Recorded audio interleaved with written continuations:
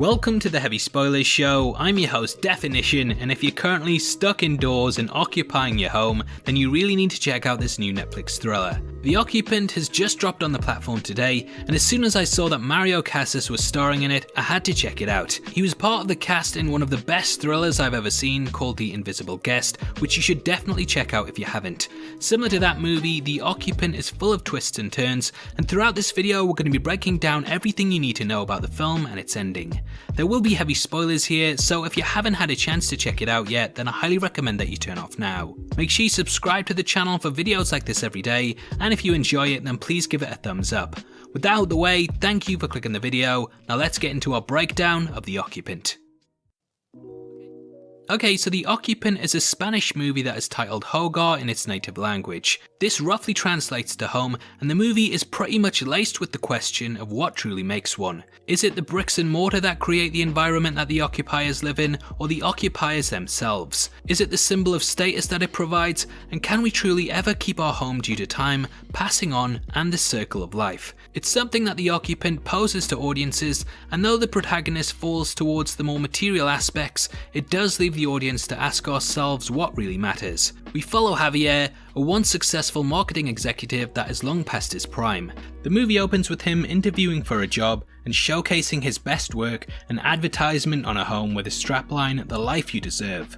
Similar to the advertisement itself, Javier was once highly regarded and loved by many. However, as with all things, time has made him lose his shine. In Javier's mind, he deserves a life where he's at the top of the game and living comfortably. In contrast to this, he struggles even gaining entry-level jobs due to prejudices and feels like the world has wronged him in some ways. I think the film really comments on society and how we treat the elderly. In light of the current crisis that is going on, many people are questioning whether the economy is worth more than our more senior members of society, and it feels like we failed them in some ways by even questioning this. They paved the way, stabilized civilization, and now that they're viewed as having no use, they get cast to the side. It's something that the movie grapples with, and though Javier is only middle-aged, it does show how we may all be doomed to fall into this trap one day if we don't change how things work. After a year of unemployment, Javier can no longer afford his home, and thus he and his family are forced to leave it. They move into a dilapidated, shabby apartment where the taps drip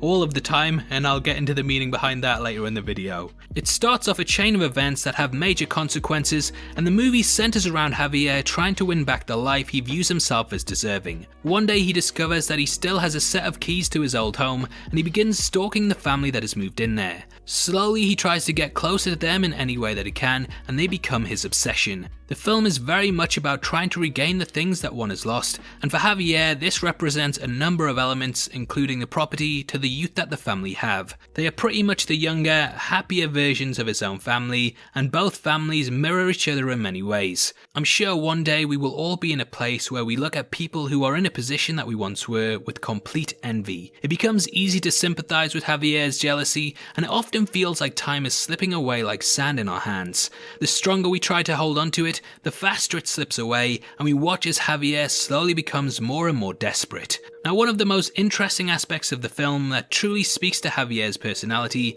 is that his career is based in advertising. Because Javier lived so long in the world of selling dreams, he has an idolized view of the world. Advertisements and commercials are created in such a way that they make us always want more and more. Their purpose is to push the narrative that the grass is always greener and what we have isn't enough. This is how they work. Because of living in this world for so long, Javier is unable to appreciate what he truly has. He has a son and wife that are both willing to do whatever they can to please him, but he views them as not being good enough. He hates that his son is obese and views the other family as having a child that is fit and active. He views Thomas, the father of the family, as being more successful than he is, and the movie truly speaks to how people have become. We live in a world where people only put out the perfect versions of themselves on social media, and thus it becomes easy to compare and believe that we aren't good enough.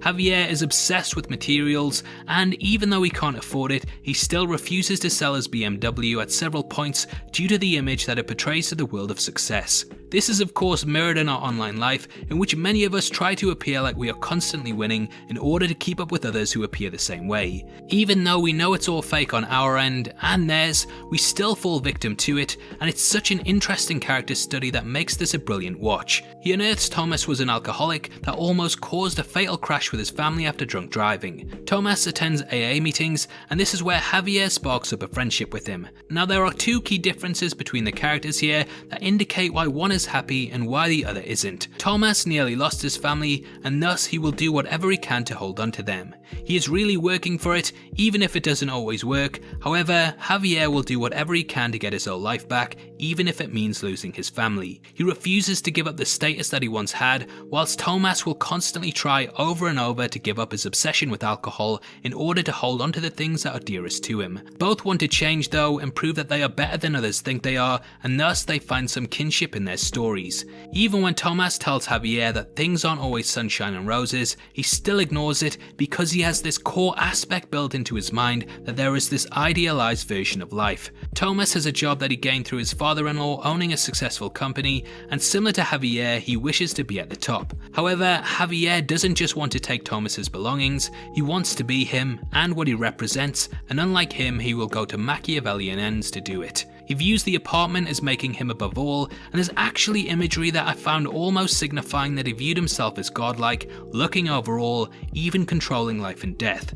This shot is later reversed with him hiding behind a tree, having to be obscured, whereas up top he is able to proudly look over all. I don't know if I'm reading too much into that, but yeah, it's just something I thought whilst watching the film. Javier crashes his car to use the opportunity to send himself an email from Thomas's phone that he can use to frame him later. He's made to carry out perverted things by a janitor that recognized him, and Thomas's wife begins to suspect him of falling back into old habits. She calls Javier to tell him to stay away from Thomas, but he brings up the email and things slowly become more and more twisted. Javier begins gaslighting Thomas and confronts him at work in order to get him to lash out. With bruises on his face, he returns to Thomas's wife Laura and makes her believe that he's dangerous. Javier gives her a pepper spray can that he's laced with peanuts, which the character is allergic to. He leaves his wife, and slowly Javier starts to put the pieces in place for his endgame, which is to supplant Thomas. He manipulates him into returning to the apartment, and she sprays him with the pepper spray can, which shuts down his body. Javier returns to the apartment to cover the crime up, and he says to Thomas that he doesn't deserve them before suffocating him, which of course ties into the tagline of The Life You Deserve. In the end, Javier gains a job which he was initially supposed to be an intern for earlier in the movie, and because of his connection to Laura and her father's company, he's able to secure a massive advertising deal. Javier's ex-wife turns up, asking for the truth as she's pieced it all together. She states that she will tell the police and he will end up in a cell that makes the home he despised seem like a mansion. Javier calls her bluff and says that he will use his son's trust fund and their home in hiring a lawyer to defend him. Javier's wife Marga in the end doesn't do it, and it really shows the dichotomy of the two characters. Javier would risk everything he can to gain a house, property and status, whereas Marga will do whatever she can to make sure her child is okay, which Javier doesn't really seem to care about. The movie ends with him in a giant new home with Thomas's family as his own. The entire property is pristine, and it truly seems like he has achieved it all. However, the tap starts to drip, similar to his rundown apartment, and this symbolises that he will not find happiness here because he has placed value into material items instead of people. He didn't care about putting his own son at risk because all he wanted was status, but in the long run, this is a hollow thing that will not make him happy. The house itself in the final shots, though expansive, seems completely empty and devoid of life. This is similar to how Javier will eventually feel because he tossed everything away in order to climb back up the social ladder. Javier in life has already been at the top of this, and he has seen how easily it can all be taken away, thus it is unlikely that it will remain here for him. Javier is now back into the same circumstances that caused his downfall, however he has a son and ex-wife that hate and despise him. They truly loved him at one point no matter what home he provided, and once the shell that he has created with Laura starts to fade away and his true face is revealed, I can't see it lasting long. It's a brilliant message that tells us to appreciate what we have and that the grass isn't always greener. Everything has its faults and there's no real joy in material items. Javier has mistakenly believed this, and thus it will lead to him repeating the actions that we saw in the film.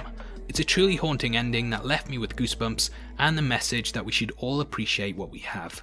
Now before we get into the review, I just want to let you know we're giving away a free copy of the Star Wars Skywalker Saga box set to one random subscriber.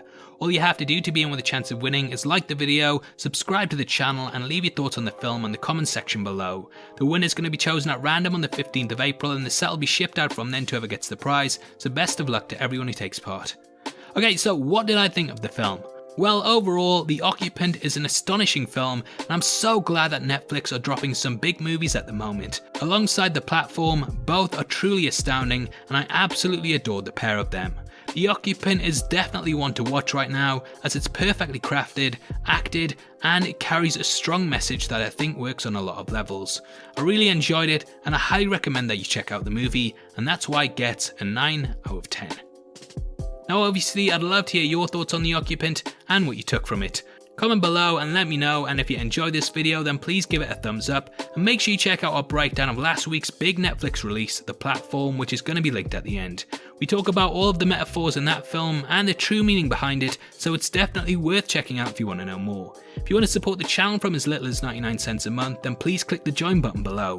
We massively appreciate it, and as a thank you get access to content early. If you want to come chat to us after the show, either follow us at DefinitionYT or click the Discord link in the description below. Those are the best ways to keep up to date with heavy spoilers, so hopefully we see you over there very soon.